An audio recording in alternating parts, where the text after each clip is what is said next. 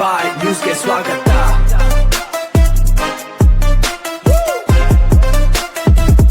ನಮಸ್ಕಾರ. ಜಿ ಬಾಯ್ news TV ವಿಶೇಷ ಸುದ್ದಿ ಪ್ರಸಾರಕ್ಕೆ ತಮಗೆಲ್ಲರಿಗೂ ಆತ್ಮೀಯ ಸ್ವಾಗತ. ನೈಸ್ ಸಂಸ್ಥೆಯ ಅಕ್ರಮ ಹಾಗೂ ಭೂಸ್ವಾಧೀನ ಹಗರಣದ ವಿರುದ್ಧ ಜೆಡಿಎಸ್ ನಾಯಕರು ಈಗ ನೇರ ಸಮರಕ್ಕಿಳಿದಿದ್ದಾರೆ.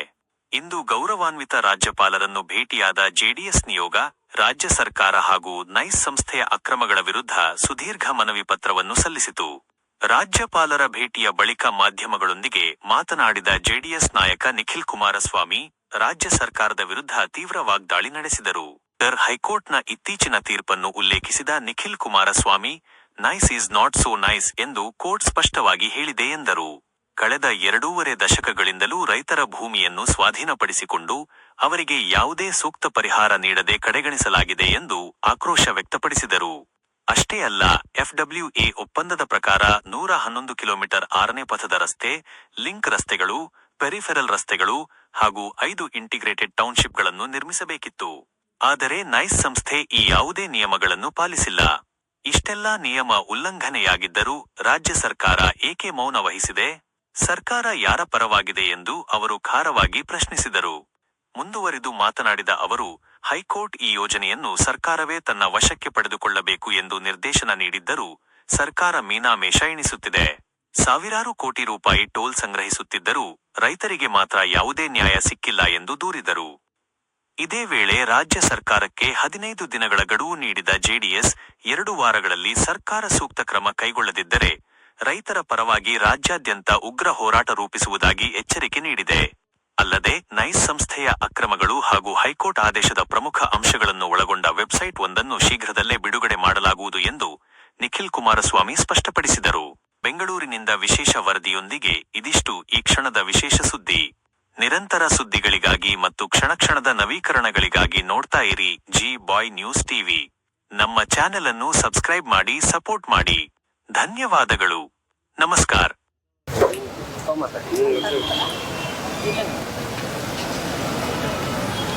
ಇದು ಜೆಡಿಎಸ್ನ ನಿಯೋಗ, JDLP ನಾಯಕರು ಸನ್ಮಾನ್ಯ ಸುರೇಶ್ ಬಾಬಣ್ಣರವರು ಜೊತೆಯಲ್ಲಿ ಕೌನ್ಸಿಲ್ ಲೀಡರ್ ಆಗಿರ್ತಕ್ಕಂಥ ಮಾನ್ಯ ಭೋಜೇಗೌಡರು, ಎಲ್ಲ ಶಾಸಕರು, ವಿಧಾನ ಪರಿಷತ್ನ ಸದಸ್ಯರು ಸೇರಿದಂತೆ ಘನತೆ ಹೊತ್ತ ರಾಜ್ಯಪಾಲರ ಒಂದು ಸಮಯವನ್ನ ಕೇಳಿ ಇವತ್ತು ಅವರು ನಮಗೆ ಸಮಯ ನಿಗದಿ ಮಾಡಿಕೊಟ್ಟಿದ್ರು. ತಮ್ಮೆಲ್ಲರಿಗೂ ಗೊತ್ತಿದೆ ಇವತ್ತು ಯಾವ ವಿಚಾರಕ್ಕೋಸ್ಕರ ನಾವಿಲ್ಲಿ ಬಂದಿದ್ದೇವೆ ಅಂತ. ಹೈಕೋರ್ಟ್ನ ವಿಭಾಗದ ಒಂದು ಪೀಠ ಏನಿದೆ,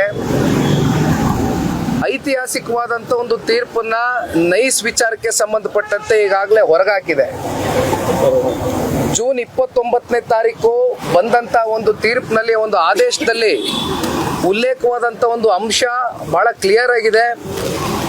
nice is not so nice ಅಂತಕ್ಕಂಥದ್ದು ಅಂದ್ರೆ ಇದು ಇಡೀ ರಾಜ್ಯದಲ್ಲಿ ಅತ್ಯಂತ ದೊಡ್ಡ ಹಗರಣ. ಇಂದಿನಿಂದ ಅಲ್ಲ, ಕಳೆದ 2.5 ದಶಕಗಳಿಂದನೂ ಕೂಡ ನಿರಂತರವಾಗಿ ಈ ಒಂದು ಹಗರಣ ಇದೇ ರೀತಿ ನಡೀತಾನೆ ಬಂದಿದೆ.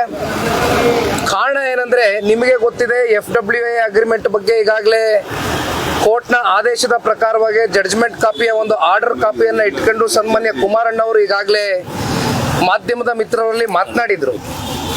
ಕೋರ್ಟ್ ಹೇಳ್ತಾ ಇರತಕ್ಕಂಥದ್ದಿಷ್ಟೇ, 20-25 ವರ್ಷದಿಂದ ಅಲ್ಲಿ ರೈತರ ಜಮೀನನ್ನ ತಾವೇನು ಭೂಸ್ವಾಧೀನ ಮಾಡ್ಕೊಂಡ್ರಿ ಅಂದ್ರೆ ಇಲ್ಲಿ KDB ಥ್ರೂ ಅಕ್ವಿಸಿಷನ್ ಆಯ್ತು. ಅದೊಂದು ನೋಡಲ್ ಏಜೆನ್ಸಿ ಆಗಿ ಅಕ್ವಿಸಿಷನ್ ಮಾಡಿದ ನಂತರ ರೈತರಿಗೆ ಯಾವ ಒಂದು ಅವಾರ್ಡ್ಗಳು ಸಿಕ್ಕಬೇಕಾಗಿತ್ತು, ಅದರಲ್ಲಿ ವಿಳಂಬ ಆಯಿತು. ಕಂಪನ್ಸೇಷನ್ಗಳು ಇಲ್ಲಿವರೆಗೂ ಸಿಕ್ಕಿಲ್ಲ. ಸರಿಸುಮಾರು 67%ಗೂ ಹೆಚ್ಚು ಜನ ರೈತರನ್ನ ಇವತ್ತು ಅವರ ಸ್ವಂತ ಭೂಮಿಯನ್ನ ಭೂಸ್ವಾಧೀನ ಮಾಡ್ಕೊಂಡು ಇವತ್ತು ಅವ್ರ ಕೈಯನ್ನ ಬಿಟ್ಟಿದ್ದಾರೆ. ಈ ಹಿನ್ನೆಲೆಯಲ್ಲಿ ಒಂದು ಕೋರ್ಟ್ ನಲ್ಲಿ ಒಂದು ಪರ್ಟಿಕ್ಯುಲರ್ ಒಂದು ಆಕ್ಟ್ ಅನ್ನ ಮೆನ್ಷನ್ ಮಾಡ್ತಾರೆ. 300 day right to property act ಅಂತಕ್ಕಂಥದ್ನ ಸಂವಿಧಾನದ ಒಂದು ವಿಧಿಯ ಒಂದು ಆಕ್ಟ್ ಏನಿದೆ, ಆ ಒಂದು ಆಕ್ಟ್ ಅನ್ನೇ ಮುಂದಿಟ್ಕೊಂಡು ಕೋರ್ಟಿನ ಒಂದು ಆದೇಶ ಹೊರಡಿಸಿದ್ದಾರೆ. ಯಾವ ಒಂದು ಭೂಸ್ವಾಧೀನ ಅಂತಿಮ ಅಧಿಸೂಚನೆ ಹೊರಡಿಸಿರ್ತಕ್ಕಂಥ ಕೆಲವೊಂದಷ್ಟು ರೈತರ ಭೂಮಿಯನ್ನ ಸಂಪೂರ್ಣವಾಗಿ ಅದನ್ನ ರದ್ದುಗೊಳಿಸ್ತಾ ಇದ್ದೇವೆ ಅಂತಕ್ಕಂಥದ್ದು ಈಗಾಗಲೇ ತೀರ್ಪನ್ನ ಕೊಟ್ಟಿದ್ದಾರೆ. ಆದ್ರೆ ಇದ್ರ ಮಧ್ಯೆ ನಮ್ಮೆಲ್ಲರಿಗೂ ಕಾಡ್ತಕ್ಕಂಥ ಪ್ರಶ್ನೆ ಏನಪ್ಪಾ ಅಂದ್ರೆ, ಇಷ್ಟೆಲ್ಲ FWA ನಲ್ಲಿ ಮೆನ್ಷನ್ ಆದಂತ ಫ್ರೇಮ್ವರ್ಕ್ ಅಗ್ರಿಮೆಂಟ್ ನ ಸಂಪೂರ್ಣವಾದಂತ ವಯೋಲೇಷನ್ಸ್ ಆಗಿರ್ತಕ್ಕಂಥದ್ದು. 111 ಕಿಲೋಮೀಟರ್ ಬೆಂಗಳೂರಿಂದ ಮೈಸೂರವರೆಗೂ ಕೂಡ ಯಾವ ಒಂದು 6 ಲೇನ್ ರಸ್ತೆ ದೇವೇಗೌಡರು ಸಾಹೇಬರು MOU ಮಾಡಿದ್ರು ಅಂತಕ್ಕಂಥದ್ದೇನು ಚರ್ಚೆ ಮಾಡ್ತಾರೆ. ಅವ್ರು MOU ಮಾಡಿದ ಕಾರಣನೇ ಒಂದು ವಿಷನ್ ಅನ್ನ ಇಟ್ಕೊಂಡು ಅವತ್ತೇ ಈ 6 ಲೇನ್ ರಸ್ತೆ ಬರಬೇಕು ಅಂತಕ್ಕಂಥದ್ದು ಆ MOU ನಲ್ಲಿ ಕ್ಲಿಯರ್ ಕಟ್ ಆಗಿ ಮೆನ್ಷನ್ ಆಗಿತ್ತು. ಆದ್ರೆ FWA ಸೈನ್ ಆದಂತದ್ದು 1997. ಬಹುಶಃ ಅವತ್ತು JH ಪಟೇಲ್ ರವರು ಈ ರಾಜ್ಯದ ಮಾನ್ಯ ಮುಖ್ಯಮಂತ್ರಿಗಳಾಗಿದ್ರು, ದಿವಂಗತ JH ಪಟೇಲ್ ರವರು. ಆ ಸಂದರ್ಭದಲ್ಲಿ ಆದಂತ ಅಕ್ವಿಸಿಷನ್ಗಳೇನಿದೆ, FWA ಏನಿದೆ, ಅವೆಲ್ಲವೂ ಕೂಡ ಸಂಪೂರ್ಣವಾಗಿ ಉಲ್ಲಂಘನೆ ಆಗಿದೆ. ಒಂದ್ ಕಡೆ ಪೆರಿಫೆರಲ್ ರೋಡ್ಗಳಾಗಿಲ್ಲ, ಲಿಂಕ್ ರೋಡ್ಗಳಾಗಿಲ್ಲ, ಕಾಂಕ್ರೀಟ್ ರಸ್ತೆನೇ ಆಗಬೇಕು ಅಂತಕ್ಕಂಥದ್ದನ್ನ ಮೆನ್ಷನ್ ಮಾಡಿದ್ರು. 5 ಇಂಟಿಗ್ರೇಟೆಡ್ ಟೌನ್ಶಿಪ್ ಮಾಡ್ತೇವೆ ಅಂತಕ್ಕಂಥದ್ದನ್ನ ಹೇಳಿದ್ರು. ಇವೆಲ್ಲವನ್ನ ಗಾಳಿಗೆ ತೋರಿರ್ತಕ್ಕಂಥ ನೈಸ್ ಸಂಸ್ಥೆ ಬಗ್ಗೆ ಈಗ ನಾವು ಕೇಳ್ತಕ್ಕಂಥ ಪ್ರಶ್ನೆ ಇಷ್ಟೇ, ಸರ್ಕಾರ ಯಾಕೆ ಇವೆಲ್ಲವನ್ನ ನೋಡಿಯೂ ಕೂಡ ಮೌನವಾಗಿ ಕೂತಿದೆ? ಯಾಕೆ ಮೌನಕ್ಕೆ ಶರಣಾಗಿದೆ? ಇಲ್ಲಿ ಸರ್ಕಾರ ನಾಡಿನ ಜನತೆ ಪರವಾಗಿದೆಯೋ, ರೈತರ ಪರವಾಗಿದೆಯೋ? ಪ್ರತಿನಿತ್ಯ ಇವತ್ತು ಟೋಲ್ ಕಲೆಕ್ಷನ್ ಏನು ಸ್ವೇಚ್ಛಾಚಾರವಾಗಿ ಮಾಡ್ತಾ ಇದಾರಲ್ಲ, ಇವೆಲ್ಲ ವಯೋಲೇಷನ್ಗಳು ಮಾಡ್ಕೊಂಡು, FWA ವಯೋಲೇಷನ್ ಮಾಡ್ಕೊಂಡು ದಿವಸಕ್ಕೆ ಕೋಟ್ಯಾಂತರ ರೂಪಾಯಿ ಈಗಾಗಲೇ ವರ್ಷಾನ್ಗಟ್ಲೆ ನಾವು ಲೆಕ್ಕಾಚಾರ ಮಾಡೋದಾದ್ರೆ ಎಷ್ಟು ಸಾವಿರ ಕೋಟಿ ಕಲೆಕ್ಟ್ ಮಾಡಿದಾರೋ ನಮಗೆ ಗೊತ್ತಿಲ್ಲ.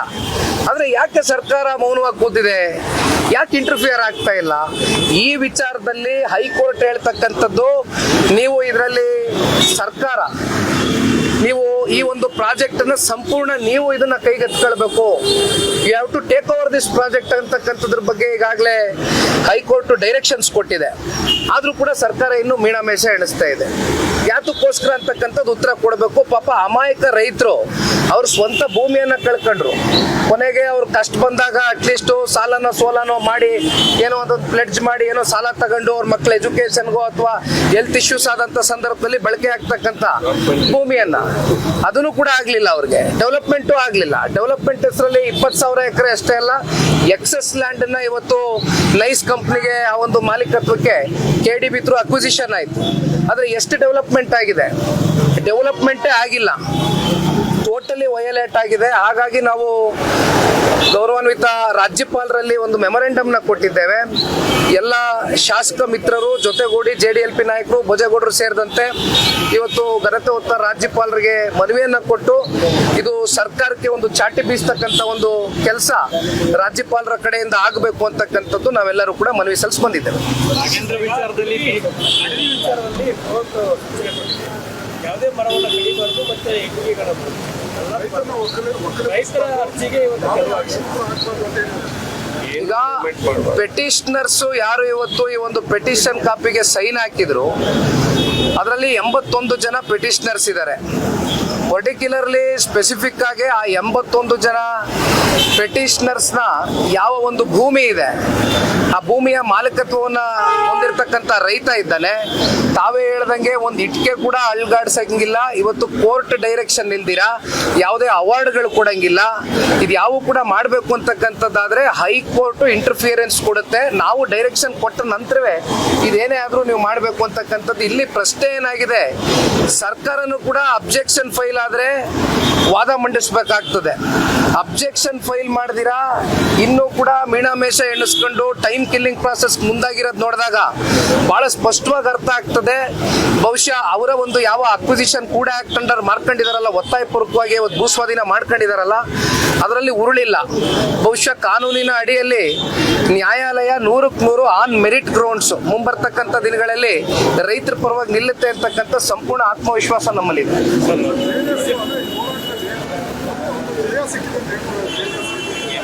ಈಗ ನಾನು ಇದನ್ನ ಇಷ್ಟು ಬೇಗ ಜಯ ಅಂತಕ್ಕಂಥದ್ನ ಹೇಳೋದಕ್ಕೆ ಹೋಗೋದಿಲ್ಲ. ಇದು ಇನ್ನು ಬಹಳ ದೂರ ಹೋಗ್ತಕ್ಕಂಥದ್ದಿದೆ. ಇದು ಹಂತಂತವಾಗಿ ಇದು ಒಂದು ರೀತಿ ತಾತ್ಕಾಲಿಕವಾದಂತ ಒಂದು ವಿಶ್ವಾಸ ಮೂಡಿಸ್ತಕ್ಕಂಥದ್ದಕ್ಕೆ ಇವತ್ತು ಬಂದಿರತಕ್ಕಂಥ ತೀರ್ಪು ಅಂತಕ್ಕಂಥದ್ದು ಏನಿಲ್ಲ.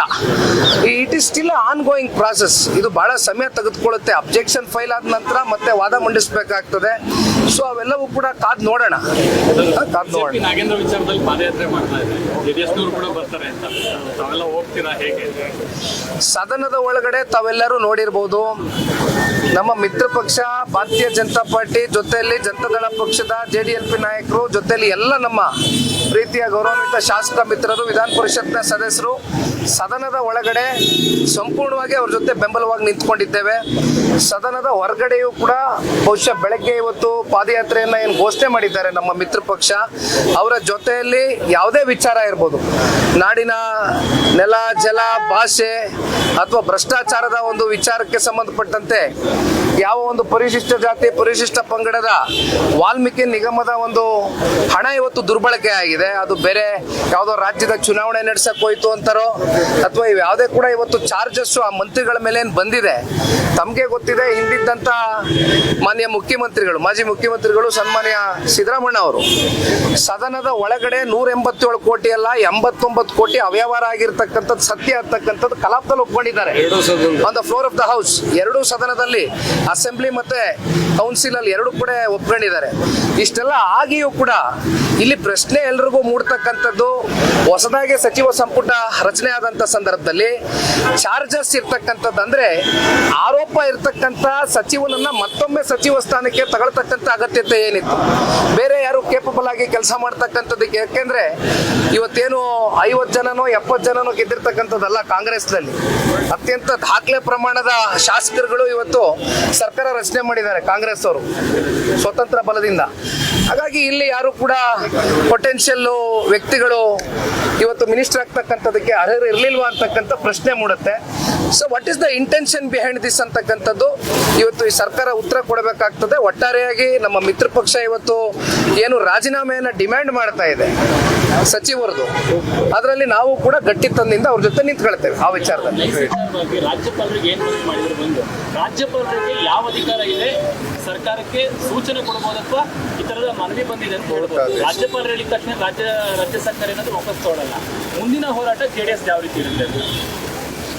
ನೈಸ್ ವಿಚಾರಕ್ಕೆ ಸಂಬಂಧಪಟ್ಟಂತೆ ಈಗಾಗಲೇ ಸನ್ಮಾನ್ಯ ಕುಮಾರಣ್ಣವರು ಹಿಂದೆಯೂ ಕೂಡ ಪ್ರೆಸ್ ಮೀಟ್ ಮಾಡಿದ್ರು. ಈ ಹೋರಾಟ ಇವತ್ತು ಜನತಾದಳ ಪಕ್ಷ ರೈತರ ಪರವಾಗಿ ಏನು ಕೈಗೆತ್ಕೊಂಡಿದ್ದೇವೆ. ಪ್ರತಿನಿತ್ಯ ಅಲ್ಲಿ ಓಡಾಡ್ತಕ್ಕಂಥ ಪ್ರಯಾಣಿಕರು ಏನಿದ್ದಾರೆ, ಕಮ್ಯೂಟರ್ಸ್ ಏನಿದ್ದಾರೆ, ಅಲ್ಲಿ ಸ್ಟೂಡೆಂಟ್ಗಳು ಓಡಾಡ್ತಾರೆ, ಕ್ಯಾಬ್ ಡ್ರೈವರ್ಸ್ ಓಡಾಡ್ತಾರೆ, ಆಟೋದವ್ರು ಓಡಾಡ್ತಾರೆ, ಬೈಕ್ ಚಾಲಕರು ಓಡಾಡ್ತಾರೆ, ರೈತರು ಓಡಾಡ್ತಾರೆ.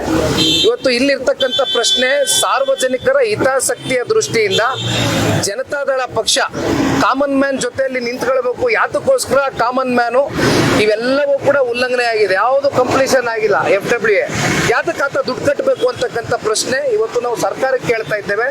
15 ದಿನಗಳ ಕಾಲ ಅಂದ್ರೆ 2 ವಾರಗಳ ಕಾಲ ಒಂದು ಗಡುವನ್ನ ಕೊಡ್ತೇವೆ ರಾಜ್ಯ ಸರ್ಕಾರಕ್ಕೆ.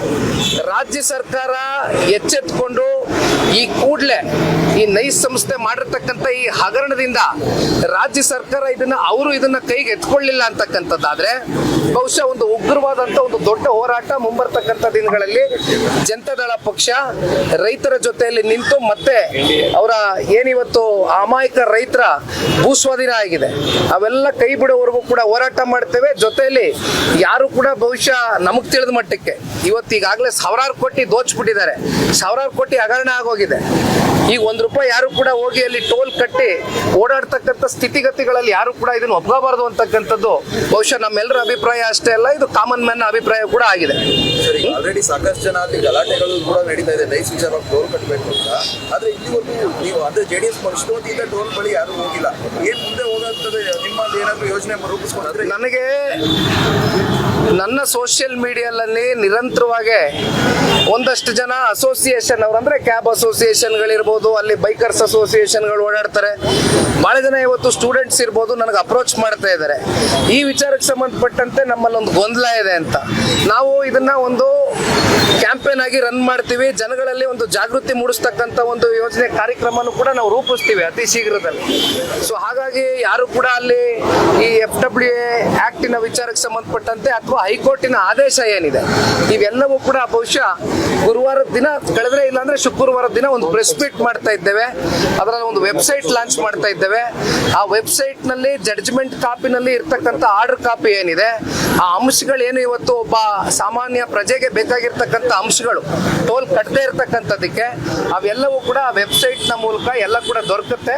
ಅದು ನಾನು ಅಫಿಷಿಯಲ್ ಆಗಿ ವೆಬ್ಸೈಟ್ ಶುಕ್ರವಾರ ದಿನ ಪ್ರೆಸ್ ಮೀಟ್ ಕರೆದು ಲಾಂಚ್ ಮಾಡ್ತೀನಿ. ಕುಮಾರಸ್ವಾಮಿ ಅವರು ನೈಸ್ ಟೇಕ್ ಓವರ್ ಮಾಡ್ತಿದ್ದಾರೆ ಡಿ ಕೆ ಶಿವಕುಮಾರ್ ಅಂತ ಹೇಳಿದ್ರು, ದಾಖಲಾತಿ ರಿಲೀಸ್ ಮಾಡ್ತಾರೆ. ಇವತ್ತು ಚಲರಾಯಸ್ವಾಮಿ ಅವರು ಹೇಳಿದ್ದಾರೆ ಕುಮಾರಸ್ವಾಮಿ ಅವರು ಯಾವತ್ತೂ ದಾಖಲಾತಿ ರಿಲೀಸ್ ಮಾಡಿಲ್ಲ, ಹಿಟ್ ಅಂಡ್ ರನ್ ಮಾಡ್ತಾರೆ.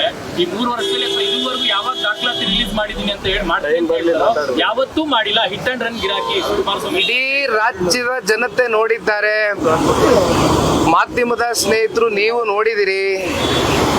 ಸನ್ಮಾನ್ಯ ದೇವೇಗೌಡರು ಸಾಹೇಬರಾಗ್ಲಿ ಕುಮಾರಣ್ಣ ಅವರಾಗ್ಲಿ ಎಂದಿಗೂ ಕೂಡ ದಾಖಲಾತಿಗಳನ್ನ ಮುಂದಿಟ್ಕೊಂಡು ಚರ್ಚೆ ಮಾಡ್ತಕ್ಕಂಥ ಒಂದು ಪ್ರಕ್ರಿಯೆ ಅವರ ಸಾರ್ವಜನಿಕ ಜೀವನದಲ್ಲಿ ಇವತ್ತಿಂದ ಅಲ್ಲ, ಕಳೆದ 64 ವರ್ಷದಿಂದ ಸುದೀರ್ಘವಾಗಿ ಇದನ್ನೇ ಮಾಡ್ಕೊಂಡ್ ಬಂದಿದ್ದೇವೆ. ಹಿಟ್ ಅಂಡ್ ರನ್ ಅಂತಕ್ಕಂಥ ಹೇಳ್ತಕ್ಕಂಥ ಪಾಪ ಇತ್ತೀಚೆಗೆ ಅವಾರ್ಡ್ ಆಗಿರ್ತಕ್ಕಂಥ ನೂತನ ಸಚಿವರುಗಳು ಪಾಪ ಇನ್ನೂ ಕುಮಾರಣ್ಣ ಅವ್ರ ಬಗ್ಗೆ ಮಾತಾಡೋದೇನು ಬಿಟ್ಟಿಲ್ಲ. ಒಂದು ಅವರು ಆಲೋಚನೆ ಮಾಡಬೇಕಾಗ್ತದೆ, ಇದೇ ಹಿಟ್ ಅಂಡ್ ರನ್ ಆಗಿದ್ದು ಯಾರು? ಬಿಡದಿ ಪ್ರಾಜೆಕ್ಟ್ ವಿಚಾರದಲ್ಲಿ ಬೈರ್ಮಂಗ್ಲಕ್ಕೆ ಯಾವಾಗ ಮಾನ್ಯ ಮುಖ್ಯಮಂತ್ರಿಗಳು ವಿಧಾನಸೌಧದ ಒಳಗಡೆ ಬಂದು AC ಚೇಂಬರ್ ಅಲ್ಲಿ ಕೂತ್ಕೊಂಡು ಚರ್ಚೆ ಮಾಡೋಣ, ಕಾಫಿ ಕುಡ್ಕೊಂಡು ಬನ್ನಿ ಕುಮಾರಸ್ವಾಮಿ ಅವರು ಅಂತ ಕರೆದಾಗ ಕುಮಾರಸ್ವಾಮಿ ಅವರು ಮರುಪತ್ರ ಬರೆದ್ರು ಮುಖ್ಯಮಂತ್ರಿಗಳಿಗೆ, ದಯವಿಟ್ಟು ಒಳಗಡೆ ಕೂತ್ಕೊಂಡು ನಾವು ಇಬ್ಬರೇ ಚರ್ಚೆ ಮಾಡಿದ್ರೆ ಇದು ಇತ್ಯರ್ಥ ಆಗ್ಲಿಕ್ಕಿಲ್ಲ, ಇದು ರೈತರ ಸಮಸ್ಯೆ, ರೈತರ ಮಧ್ಯೆನೇ ಇದು ಚರ್ಚೆ ಆಗಬೇಕು, ದಯವಿಟ್ಟು ಬೈರ್ಮಂಗ್ಲ ಸರ್ಕಲ್ ಬನ್ನಿ ಅಂತಕ್ಕಂಥ ಆಹ್ವಾನ ಕೊಟ್ರು. ಕುಮಾರಸ್ವಾಮಿ ಅವರು ಬಂದಿದ್ರು. ಎಲ್ಲಿ ಬಂದ್ರು? ನಾಡಿನ ಮಾನ್ಯ ಮುಖ್ಯಮಂತ್ರಿಗಳು, ಗೌರವಾನ್ವಿತ ಮುಖ್ಯಮಂತ್ರಿಗಳು ಎಲ್ಲಪ್ಪ ಬಂದ್ರು? ಯಾರು ಹಿಟ್ ಅಂಡ್ ರನ್ ಯಾರು ಅಂತಕ್ಕಂಥದ್ದು ಬೈರ್ಮಂಗ್ಲ ಭಾಗದಲ್ಲಿ ರೈತರಿಗೆ ಗೊತ್ತಿದೆ, ನಾಡಿನ ಜನತೆ ನೋಡಿದೆ.